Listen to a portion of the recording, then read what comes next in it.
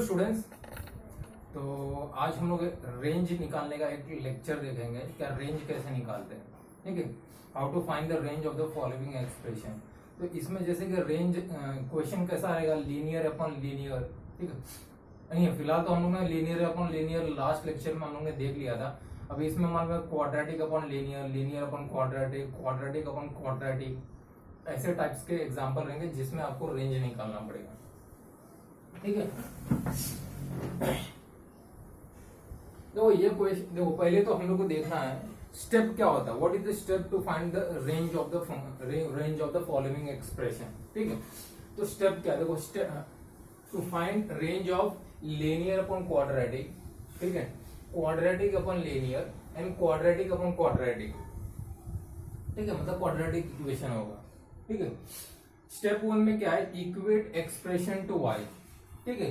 तो कोई भी हम लोग को इक्वेशन इक्वेट देगा, उसको हम लोग को y के बराबर उसको लिखना है, ठीक है। तो समझ लो, देखो ये वाला एग्जांपल हम लोग करते हैं, ये वाला, ठीक है। अभी इसका सॉल्यूशन देखो, तो इक्वेट एक्सप्रेशन टू y, ठीक है। ये जो एक्सप्रेशन है इसको मैं y के बराबर कर दूंगा, तो it will be 3x² plus 6x plus 7 divided by x² plus 2x plus 5, ठीक है। Equate expression to y। फिर क्या करना है, cross multiply and bring all the term on one side to get a quadratic in equation in x। तो अभी इसको क्या करना वाले में, इसको क्रॉस मल्टीप्लाई कर दूं, क्रॉस मल्टीप्लाई कर दूंगा तो यहाँ पे x² plus 2xy plus 5y, और ये वाला जो न्यूमरेटर का टर्म है ना, इसको मैं ये साइड ट्रांसफर करूंगा, तो यहाँ पे क्या होगा, माइनस 3x² माइनस 6x, ठीक है, minus 7 it is equal to 0, ठीक है। अब यहाँ से देखो ये x² का टर्म और ये x² का टर्म, ठीक है। तो यहाँ से y माइनस 3 x², ठीक है। अब यहाँ पे मेरे पास क्या है, हाँ 2xy और माइनस 6x, ठीक है। तो यहाँ से मैं क्या कर सकता हूँ, मैं यहाँ से 2y, ठीक है, माइनस 3, ठीक है, और यहाँ पे मैं x ले लेता हूँ, ठीक है, x into 2y minus 3, 2xy हो गया। फिर यहाँ पे 3, नहीं तो ऐसा लिख देते 2xy माइनस 3, ऐसे लिख सकते, ठीक है। उसके बाद ये क्या है, plus 5y minus 7 it is equal to 0, ठीक है। तो अभी इसमें हम लोग को क्या स्क्वायर करना है, solve d is greater than और equal to for this equation.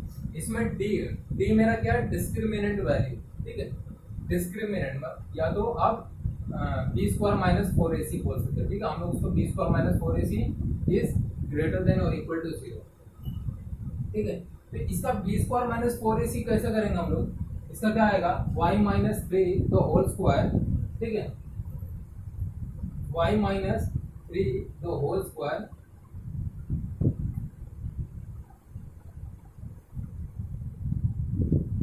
तो यहाँ पे देखो इसका डिस्क्रिमिनेंट मतलब y क्या अपना, इसको मैं x को इधर भी लिख सकते हैं, x इधर लिख देते हैं, ठीक है। तो यहाँ पे y क्या होगा, 2y माइनस 3 तो होल स्क्वायर, ये 2² 4 हो जाएगा, ठीक है, y² माइनस 4, ये क्या है, ये y माइनस 3 है और 5y minus 7 it is equal to 0, ठीक है। y² माइनस 4ac, 4a, ये a है और ये c है, ठीक है। तो यहां से देखो ये 4 और ये 4 कैंसिल हुआ, ठीक है, यहाँ पे ये बचेगा, ठीक है। तो इट इज इक्वल टू 0 नहीं है, ये हम लोग को पहले मिलेगा, इट इज ग्रेटर देन और equal to 0। Solve D is greater than or equal to 0 for this equation. Okay. Obtain solution will be required range. जो obtain equation रहेगा वो हमारा required range होगा, ठीक है। तो इसमें यहाँ पे देखो, अगर मैं इसमें से y-3 कॉमन लेता हूँ, तो देखो y-3 अगर मैंने कॉमन लिया तो इसमें क्या हो जाएगा, y-3 minus of 5y plus 7, okay, it is greater than or equal to 0, ठीक है। तो यहां से मुझे क्या मिलेगा, देखो यहाँ पे देखो ये मेरा y-3 है, ठीक है, और यहाँ पे देखो y माइनस 5y, ये कितना हो -4y, और यहाँ पे plus 4, it is greater than और इक्वल टू 0, ठीक है। और यहाँ पे देखो अगर मैं आगे सिंप्लीफाई करूँ y-3, और इसमें देखो इसमें मैं -4 कॉमन लेता हूँ, तो यहाँ पे क्या आएगा y, ठीक है, सिर्फ 4 कॉमन लेते हैं, ठीक है, तो -y plus 1 it is equal to 0। तो इसको मैं y-1 लिख सकता हूँ, इक्वल टू नहीं, इट इज ग्रेटर देन और इक्वल टू 0, ठीक है, यहाँ y-3। तो यहाँ पे मालूम है, यहाँ पे अब हम लोग को ये सब ये मिला, ठीक है। तो यहाँ से अभी हमको रेंज निकालना पड़ेगा, यहाँ से रेंज, ठीक है। तो रेंज निकालने के लिए क्या करेंगे हम लोग को लिखा obtain solution will be the required range, ठीक है। और इसमें दिया है check values of y corresponding to coefficient of x square. जो x स्क्वायर का जो कोएफिशिएंट है ना उसको चेक कर लो। जो x स्क्वायर का कोएफिशिएंट क्या है अपना, ये y-3, ये है मेरा x स्क्वायर का कोएफिशिएंट, इसको भी चेक करना है, ठीक है। तो यहाँ पे अगर आप देखोगे तो मुझे यहाँ पे अगर मैं y is equal to y-3 है ना, तो y-3 it is equal to 0, तो y क्या हो गया y3। तो मुझे ऐसी x की वैल्यू चाहिए जो मुझे, मतलब ऐसा कौन सा x का वैल्यू मैं पुट करूंगा कि मुझे y3 मिलेगा, ठीक है। तो मुझे वो x पता लगाना है। तो वो x पता लगाने के लिए क्या करेंगे हम लोग इसमें चेक करेंगे पहले, ठीक है। तो यहाँ पे अगर y तो मुझे 1 मिल रहा है, देखो यहाँ से y इज इक्वल टू 1, ठीक है। पर इसमें y इज इक्वल टू 3 अगर मैं यहाँ पे पुट करूंगा तो ये 0 हो जाएगा, ठीक है। 3 - 3 0, ठीक है, यहाँ 0 हो जाएगा, ये भी 0 हो जाएगा।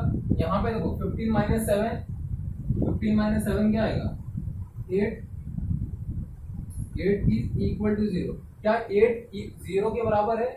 नहीं, ये 0 के बराबर नहीं है, तो पॉसिबल नहीं है, तो it is not possible, okay. तो यहाँ पे हम लोग को या तो 1 मिल रहा है, ठीक है, या तो हम लोग को यहाँ पे 3 मिल रहा है, ठीक है। बट 3 रेंज में नहीं है। 3 रेंज में क्यों नहीं है, ठीक है, 3 रेंज में नहीं है, ठीक है, क्योंकि हम लोग का 8 इज नॉट इक्वल टू 0 आ रहा है। तो यहाँ पे अगर आप रेंज देखोगे तो range will be what, range will be, इसका क्या आएगा 1,3, और यहाँ पे ओपन इंटरवल आएगा, ये मेरा ओपन इंटरवल है, ठीक है, क्योंकि 3 रेंज में नहीं है, 3 मेरा रेंज में ही नहीं है, ठीक है। तो this is your answer for this question, ठीक है। Range is equal to 1 close interval से 3 ओपन इंटरवल, ठीक है। तो इसमें आपको ऐसे सॉल्व करना, ठीक है।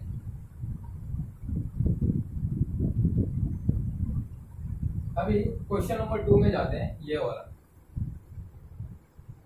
Question number 2।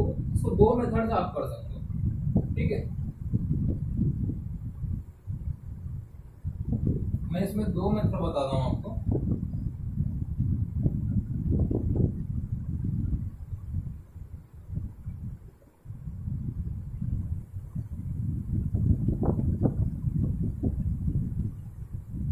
एक तो क्या मन में न्यूमरेटर में देखो, न्यूमरेटर सेकंड क्वेश्चन का अगर आप न्यूमरेटर देखोगे तो न्यूमरेटर में क्या दिया, एक्स स्क्वायर माइनस 5x+6।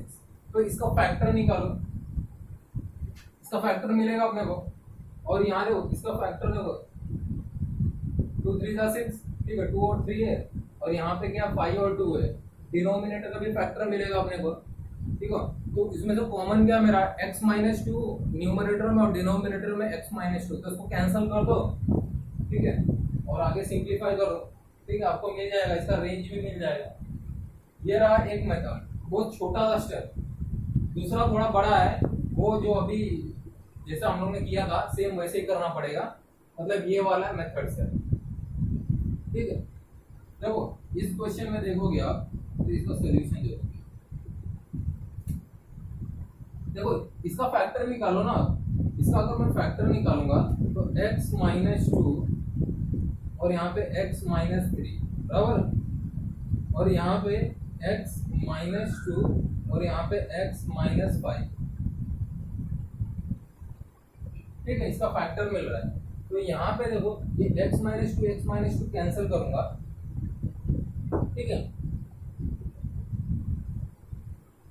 हाँ, इसमें जो x का कोएफिशिएंट है, x का कोएफिशिएंट क्या 1 है, यहाँ पे भी x का कोएफिशिएंट 1 है, ठीक है। बट अगर अगर मैं x का कोएफिशिएंट मुझे 1 मिल रहा है, ठीक है, तो यहाँ अगर मैं 2 डालूं, ठीक है, यहाँ पे अगर मैं x is not equal to 2, मतलब x is not equal to 2, ठीक है, अगर मैं इसमें 2 पुट करूं तो क्या आएगा यहाँ पे, it will B 2 - 3, that is -1 upon -3, मतलब ये क्या 1/3, मतलब ये 1/3, ठीक है। और यहाँ x का कोएफिशिएंट क्या है, x का कोएफिशिएंट 1 है, तो रेंज क्या हो सकता है, range will be, it is nothing but it will come in the range of, मतलब इसका रेंज कैसे लिखेंगे, range will be r minus इसका कोएफिशिएंट 1 है तो 1 कमा, और ये मुझे 1/3 मिला, ठीक है। अगर x का वैल्यू मैंने -2 इज नॉट इक्वल टू 2 है, ठीक है, इसमें 2 को अगर मैंने पुट करके देखा तो मुझे 1/3 मिल रहा है, तो 1/3, ठीक है। तो ये इसका रेंज है, this is your range, this is your answer for this question, ठीक है। तो ये जो स्टेप्स है, अभी देखो ये दूसरा स्टेप क्या है, दूसरा स्टेप जो मैंने ये क्वेश्चन के लिए आपको दिखाया था, मतलब यही फॉलो करो। दूसरा मेथड है, पहला मेथड है, this is your first method, दूसरा मेथड आप खुद ट्राई करो, ठीक है। ये वाले सोल्यूशन है, ये वाला स्टेप फॉलो करके, ठीक है, आपको मिल जाएगा, ठीक है। तो आई होप आपको ये मैंने जो सिखाया आपको समझ में आया। कुछ डाउट रहेगा तो कमेंट सेक्शन में पोस्ट कीजिए, लाइक्स कीजिए वीडियोस को। Thank you.